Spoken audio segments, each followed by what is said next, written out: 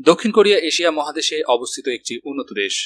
দক্ষিণ কোরিয়া উত্তর পূর্ব এশিয়াতে অবস্থিত একটি দেশ, যা কোরীয় উপদ্বীপের দক্ষিণ অংশটিকে নিয়ে গঠিত। এই দেশটির সরকারি নাম হল কোরীয় প্রজাতন্ত্র। বিশ্ব মানচিত্রের দিকে তাকালে আমরা দেখতে পাই যে দক্ষিণ কোরিয়ার উত্তরে উত্তর কোরিয়া, পূর্বে জাপান সাগর, দক্ষিণে ও দক্ষিণ পূর্ব কোরিয়া প্রণালী অবস্থিত। এর একটি জাপান থেকে দেশটিকে পৃথক করেছে এবং পশ্চিমে পিত সাগর অবস্থিত। সেউল আমাদের সবার কাছে খুব পরিচিত এক শহরের নামের মধ্যে একটি। সেউল হলো দক্ষিণ কোরিয়ার বৃহত্তম শহর ও রাজধানীর নাম। ইতিহাসের দিকে একটু ফিরে তাকালে আমরা দেখতে পাই, দ্বিতীয় বিশ্বযুদ্ধের শেষ হবার পর কোরীয় উপদ্বীপে উত্তর অংশটি সোভিয়েত ইউনিয়নের সেনাদের দখলে ছিল। দক্ষিণ অংশটি মার্কিন যুক্তরাষ্ট্রের সেনারা দখল করেছিলেন। এই অবস্থার হাত ধরে 1948 সালে উত্তর কোরিয়া ও দক্ষিণ কোরিয়ার রাষ্ট্রদ্বয়ের সূচনা হয়। তারপর 1950 থেকে 1953 সালে কোরীয় যুদ্ধের ফলে একেবারে ধ্বংসপ্রায় অবস্থায় পরিণত হয় দক্ষিণ কোরিয়া। বহু চড়াই উতরাইয়ের পরে 1990 সালে দক্ষিণ কোরিয়া বিশ্বের সবচেয়ে বড় অর্থনীতিগুলির একটিতে পরিণত হয় এবং সেই সঙ্গে এশিয়ান 4 ড্রাগনে পরিণত হয়। বন্ধুরা, শিক্ষা ও প্রযুক্তিতে উন্নত একটি দেশ হচ্ছে এই দক্ষিণ কোরিয়া। এটি একটি চমৎকার দেশ। এখানকার এমন কিছু আশ্চর্যজনক জিনিস রয়েছে যা অন্য কোথাও খুঁজে পাওয়া যাবে না। আজ আমি আপনাদের সাথে দক্ষিণ কোরিয়ার এমন কিছু বিষয় নিয়ে আলোচনা করব যেগুলো আপনি হয়তো অন্য কোথাও পাবেন না। Unlucky number 4। দক্ষিণ কোরিয়া অনেক উন্নত দেশ হওয়া সত্ত্বেও সেখানে রয়েছে নানা ধরনের কুসংস্কার।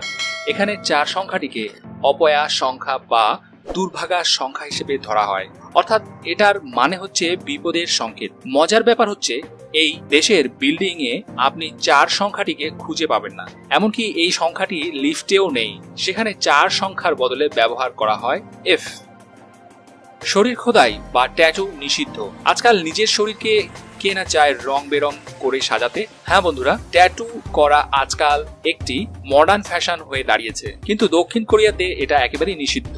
আপনি যদি বাইরের দেশ থেকে ট্যাটু করিয়ে আনেন তাহলে বিপদে পড়বেন, কারণ এই ট্যাটু আপনাকে সব সময়ের জন্য লুকিয়ে রাখতে হবে। অর্থাৎ আর যদি কখনো সেটি তুলে ফেলতে চান তাহলে আরেক বিপদ। ট্যাটুর জন্য এখানে কোনো আর্ট শিল্পী নেই, তাই বাধ্য হয়ে আপনাকে ডাক্তারের কাছে গিয়ে সার্জারি করাতে হবে। ওয়েটারকে বকশিশ দিবেন না। বন্ধুরা, আপনারা হয়তো অনেকেই নামি দামি রেস্টুরেন্টে খাবার পর ওয়েটারকে বকশিশ দেন, কিন্তু দক্ষিণ কোরিয়ায় গেলে আপনার এই অভ্যাসকে পরিবর্তন করতে হবে। ভুলেও আপনি কখনো সেখানকার ওয়েটারকে বকশিশ দিতে যাবেন না। এর কারণ হচ্ছে এই ওয়েটারকে বেতন অনেক বেশি এবং তাদের বকশিশ দিলে তারা নিজেদেরকে অপমানিত বোধ করেন। বিনামূল্যে খাবার কি বিনামূল্যে খেতে চান? চলে যান দক্ষিণ কোরিয়া, তবে সেখানের সব জায়গাতে আপনি খাবার ফ্রিতে পাবেন না। সেজন্য আপনাকে যেতে হবে সেখানকার সুপার মার্কেটগুলোতে, কিন্তু এজন্য আপনাকে বেশ কিছু নিয়ম কানুন জানতে হবে। সুপার মার্কেটে কোনো খাবার কিনতে চাইলে আপনি সেটা টেস্ট করে দেখতে পারেন। অল্প স্বল্প নয়, আপনার যতটুকু খুশি আপনি খেতে পারবেন। আরো অবাক করা ব্যাপার হলো, টেস্ট করার পর যদি আপনি খাবার নাও কিনেন তাহলেও কোনো সমস্যা নেই, এজন্য আপনাকে কোনো মূল্য পরিশোধ করতে হবে না।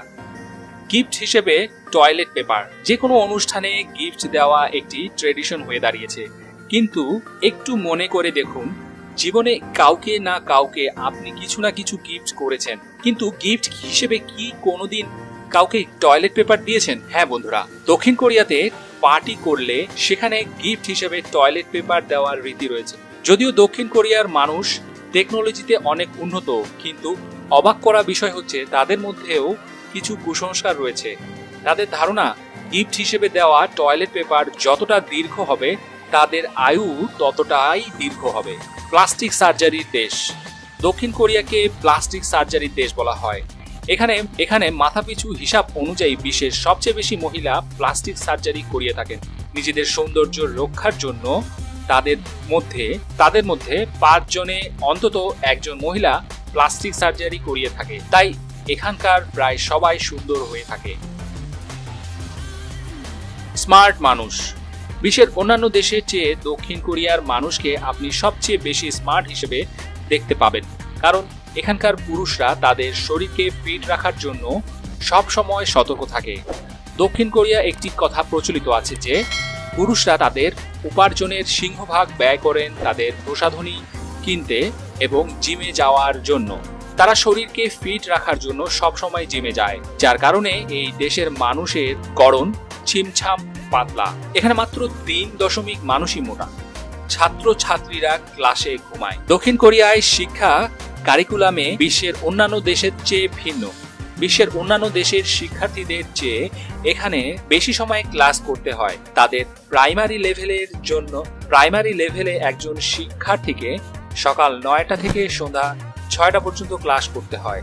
সেকেন্ডারি লেভেলের শিক্ষার্থীদের সকাল 9টা থেকে রাত 10টা পর্যন্ত ক্লাস করতে হয় এবং হাই স্কুল লেভেলের শিক্ষার্থীদের সকাল 9টা থেকে রাত 12টা পর্যন্ত ক্লাস করতে হয়। একটি মজার ব্যাপার হচ্ছে দীর্ঘ সময় ক্লাস করতে করতে শিক্ষার্থীরা ক্লান্ত হয়ে যায় এবং তারা ক্লাসেই ঘুমিয়ে পড়ে। এখানে ক্লাসে ঘুমিয়ে পড়াকে টিচাররা সাধারণ ব্যাপার বলে মনে করে আর এজন্য তাদের কোনো রকম শাস্তি পেতে হয় না। দক্ষিণ কোরিয়ার স্কুলের লাইব্রেরিগুলো 24 ঘন্টায় খোলা থাকে।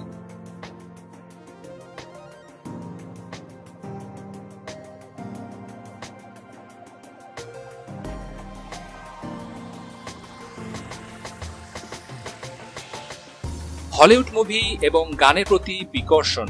বন্ধুরা, পপ শিল্পী সাই এর গাংনাম স্টাইল মিউজিক ভিডিওটির কথা কি আপনাদের মনে আছে?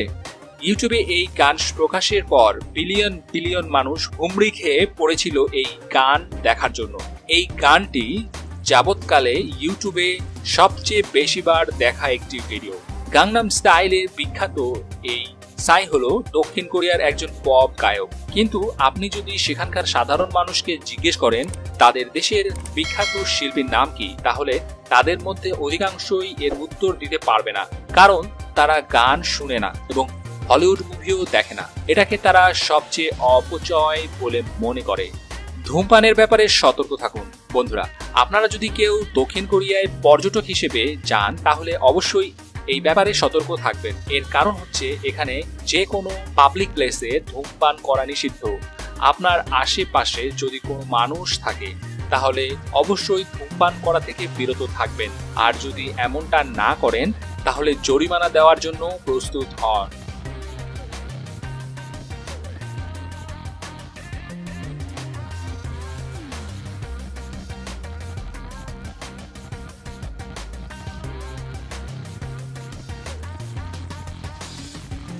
ভিডিওটি ভালো লাগলে লাইক দিন, কমেন্ট করে জানাবেন ভিডিওটি কেমন লাগলো। ফেসবুক সহ অন্যান্য সোশ্যাল মিডিয়ায় শেয়ার করে দিন। আর এখনো যারা সাবস্ক্রাইব করেননি তারা সাবস্ক্রাইব করে দিন।